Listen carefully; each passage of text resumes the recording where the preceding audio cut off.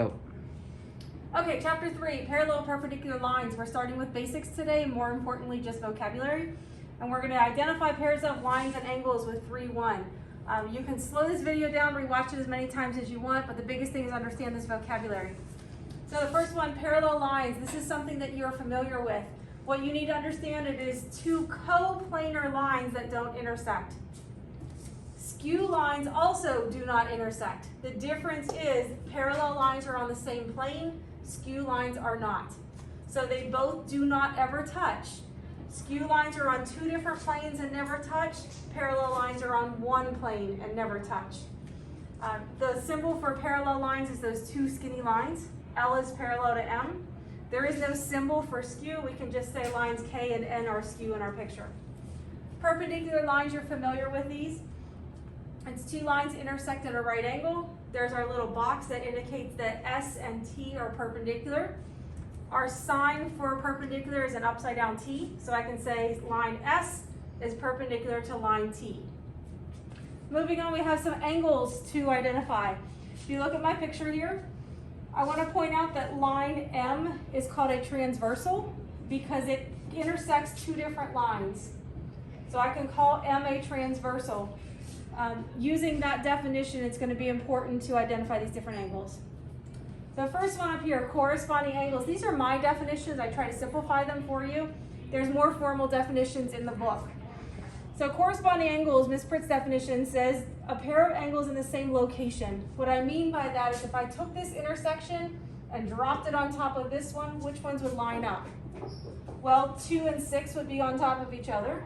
3 and 7 would be on top of each other in the same location. You can also say angle 1 is in the top left corner and angle 5 is in the top left corner. They are corresponding. 4 is in the bottom left corner, 8 is in the bottom left corner. They're corresponding. So however you look at it, thinking about dropping those on top of each other or in the same location, you have to identify 2 and 6 are corresponding, 3 and 7 are corresponding, 4 and 8 are corresponding, and 1 and 5 are corresponding. Alternate interior of alternate exterior. Think about these two lines being kind of like walls. Here's the inside of the walls, here's the outside of the walls. So interior is 3, 4, 5, and 6. These are the inside angles. Alternate interior says that they are inside these two lines and on opposite side of the transversal.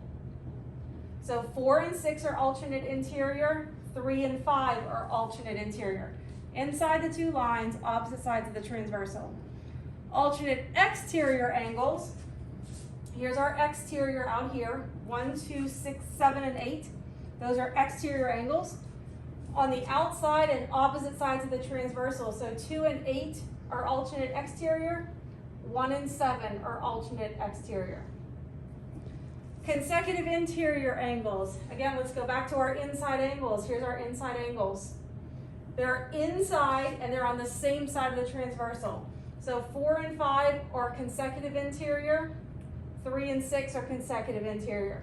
So real quickly, look at the difference between alternate interior and consecutive interior. Opposite side of the transversal is alternate interior and same side of the transversal is consecutive interior. So I want you to understand, be able to identify these angles and be able to know these definitions of kinds of lines. You will have a short quiz on this next time I see you, probably no more than about 3 points. And I do have some short homework for you to practice if you want to show that real quickly.